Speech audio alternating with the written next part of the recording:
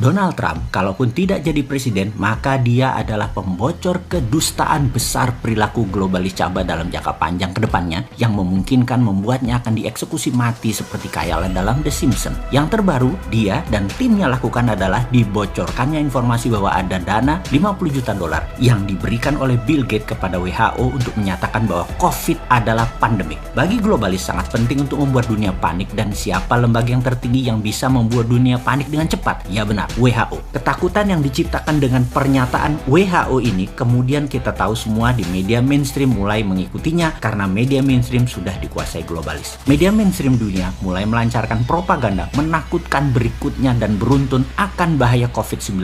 Mundurnya Amerika sebagai negara donor di banyak multinational organization seperti PBB, WHO membuat organisasi yang telah dikuasai globalis ini menjadi mandul. Namun untungnya ada salah satu globalis yang mau jadi dewa, yaitu Bill Gates, yang dimana setiap 10 dolar anggaran yang dibutuhkan oleh WHO, Bill Gates memberikan $1 donasinya. Karena itu Bill Gates bisa mengendalikan. Sekali lagi, banyak organisasi besar di dunia yang dikendalikan oleh globalis, termasuk oleh Bill Gates. Globalis memang anti negara, anti nasionalis. Kendalinya ada di PBB, WHO, dan sejenisnya. Karena itu, Trump yang agak koslet otaknya menyatakan Amerika keluar dari lembaga multinasional karena tidak bisa dikendalikannya lagi organisasi dunia tadi. Semua globalis yang kendalikan sudah tidak mewakili umat manusia. Dalam 20 langkah globalis mengendalikan dunia kali ini yang terdapat dalam informasi Bosman sebelumnya, dikatakan bahwa nomor 2 ada poin dalam tanda petik melepas virus yang sedikit mematikan dibandingkan flu. Dengan kekuatan berita WHO ini membuat percepatan efek menakutkannya atau terorisme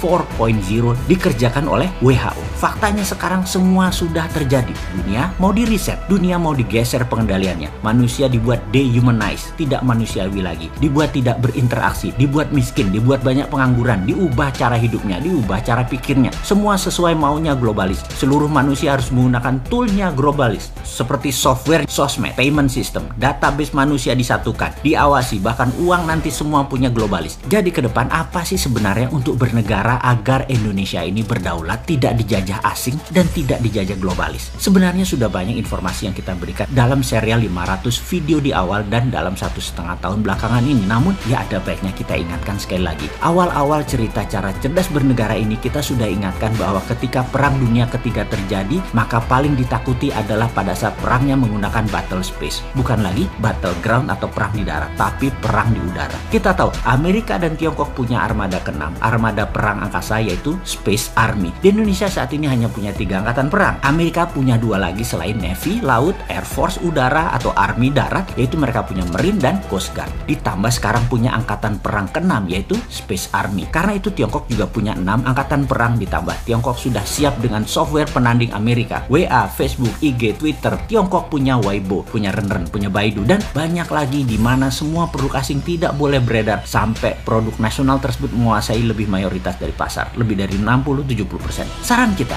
Indonesia harus membantu produk anak bangsa untuk berdaulat ini kalau mengerti cara bernegara dan pejabatnya ingin Indonesia berdaulat, bukan hanya memanfaatkan peluang oportunis yang pragmatis ikut-ikutan arus negara lain. Kita harus punya Google-nya Indonesia, WA-nya Indonesia, seperti Turki saat ini yang lakukan, seperti Elon Musk dengan kampanye anti Facebook, anti WA yang menjual data. Karena apa-apa yang gratis, Anda adalah produknya. Capek nggak Anda jadi produk? Makanya jangan pakai produk yang menjual data. Elon Musk menyarankan pindah ke Signal, namun Erdogan menyarankan pakai produk dalam negeri Turki. Ini keren. Lalu Erdogan memerintahkan rakyatnya memakai BIP.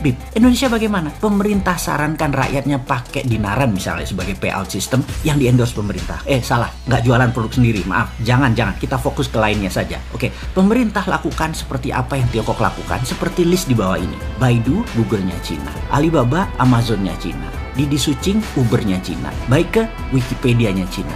Niche, Instagram-nya Cina. Weibo, Twitter-nya Cina. Renren, FB-nya Cina. WeChat, WA-nya Cina. Youku, YouTube-nya Cina. QQ adalah Gmail-nya Cina. Sahabat muda, melihat hal ini ke depan, mari kita bangun platform digital itu semua, dan kali ini kita meminta pemerintah ikut turun tangan. Tiru apa yang Tiongkok lakukan untuk negaranya, yaitu protek kepentingan nasional. Setelah kita membangun ratusan platform tadi, maka pemerintah dengan gagah berani harus melakukan apa yang sebuah negara revolusioner berani lakukan. Seperti Tiongkok, seperti Turki. Uber tidak boleh masuk Cina sampai Didi Sucing menguasai lebih dari 70% pasar. Alibaba menguasai lebih dari 70% pasar. Baru Amazon boleh masuk. WeChat menguasai mungkin lebih dari 60%. WA baru boleh masuk. Weibo menguasai 60%. Baru Twitter boleh masuk. Itu nasionalis namanya. Pejabat kalau berani begini, itu baru namanya patriotis. Walaupun nantinya perusahaan tadi walaupun mayoritas, pemerintah Tiongkok masuk ke dalamnya, tapi tidak apa-apa. Mereka tetap nasionalis. Dan kalian sahabat muda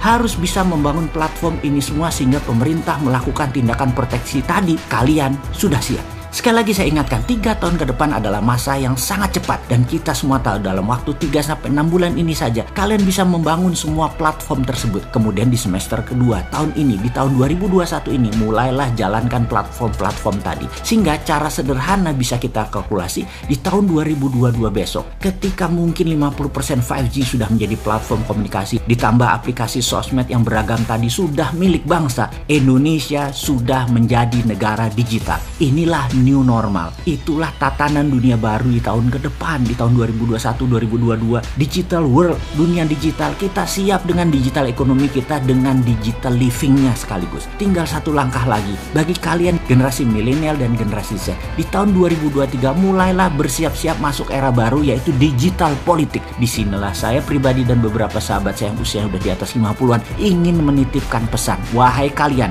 ambil alih dengan elegan semua hal digital mulai saat ini hingga seterusnya. Pastikan pemimpin bangsa ini ke depan usianya muda, dan di tahun 2024 nanti adalah mereka yang new mind, yang mendukung kedaulatan digital nasional.